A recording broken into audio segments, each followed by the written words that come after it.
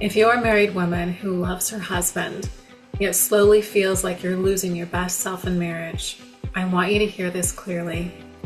You don't have to choose between you and your marriage. As a couples therapist and wife, I understand the tension between being your best self and navigating marital challenges. While every marriage is unique, there are 8 foundational principles that apply to most relationships, and I'll review those with you today. If you'd like a free handout on these principles, type best self in the comments below. So let's dive in. Principle number 1, define yourself. Defining yourself means consciously knowing who you are, what you believe, and how you behave. The degree to which these align, which is what we call congruence, is an indicator of your emotional, relational, and spiritual health. For example, you may be a Christian who values Jesus' teaching to love your neighbor as yourself, but you find yourself criticizing your husband when you're upset. This gap creates internal strength and relational tension. Defining your best self clarifies how you want to show up in your relationship, even under stress. This might sound like, I'm a Christian wife who values love and kindness, and I aim to respond with respect even when I'm hurt. Principle number 2, develop clear boundaries. Boundaries involve 3 areas: the type of relationship you have, where you end and your husband begins, and your level of differentiation. Some marriages have rigid boundaries. These boundaries are emotionally distant and closed. On the surface, these may look like strengths, but they limit intimacy and emotional safety over time. Other marriages have diffuse boundaries. These boundaries tend to be over-involved, unclear, and become enmeshed. This often leads to losing your voice, your identity, or your sense of responsibility for your own inner world. Healthy marriages have clear boundaries. These boundaries are connected and distinct. Clear boundaries allow you to stay emotionally engaged while taking responsibility for your own feelings, thoughts, and choices. For example, asking for a pause during conflict without withdrawing or punishing may sound something like, I'm feeling overwhelmed. Can we take a break and come back to this later? This capacity is called differentiation, remaining emotionally connected to your husband while staying grounded in who you are and what you need. Principle number 3, take absolute ownership. One of the most transformative shifts in marriage is practicing absolute ownership. This means taking responsibility for your behavior, reactions, emotions, choices, beliefs, values, mistakes, your life, health, finances, and your purpose. Absolute ownership does not depend on your husband owning his part. It means refusing to use his poor behavior to justify abandoning your values. It means responding in alignment with who you are, especially when you're mistreated. Scripture captures this clearly. Do not be overcome by evil, but overcome evil with good. Principle number 4, clearly communicate in conflict. Conflict in marriage is inevitable. Unclear communication does not have to be. Most couples don't struggle because they have conflict alone. They struggle because they lack the skills to communicate well while under that emotional pressure. Clearly communicating in conflict means moving from assumptions to clarification, from defensiveness to ownership, from judgment to understanding. Rather than hiding behind sarcasm, criticism, or blame, you speak directly, honestly, and respectfully about your experience. For example, instead of saying, you never keep your word, why do I even try? Clear communication sounds like, I'm deeply disappointed. When our plans are canceled, I feel unimportant. I want more time together consistently. Healthy conflict rests on 3 core skills: self-regulation, I statements, and comprehensive listening.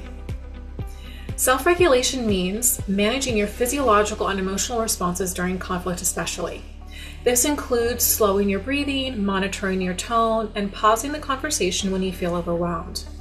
When your nervous system is regulated, your words are more likely to reflect your values rather than your open wounds. I statements.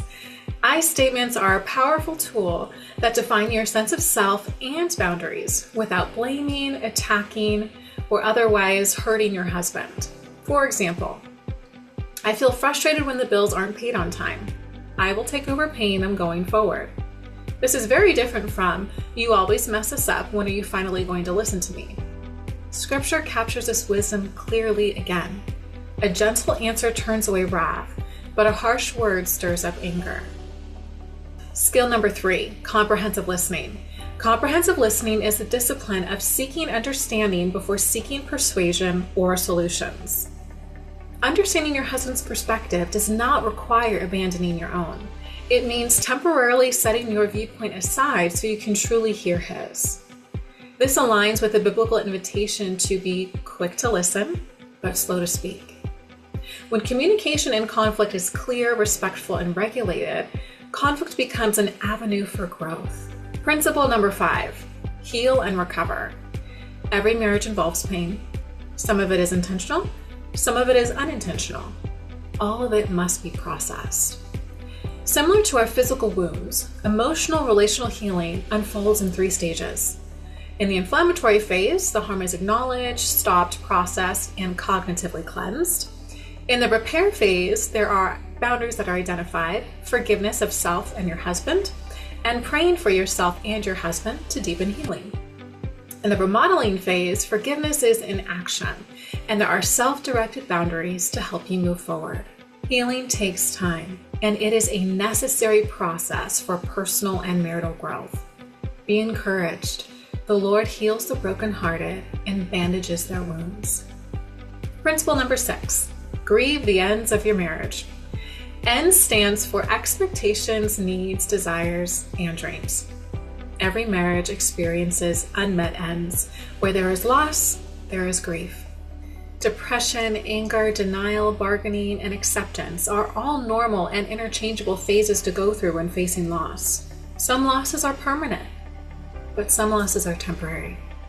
And as you become healthier, you may notice some of those ends being revived. Which leads us to principle number 7, experience enjoyment.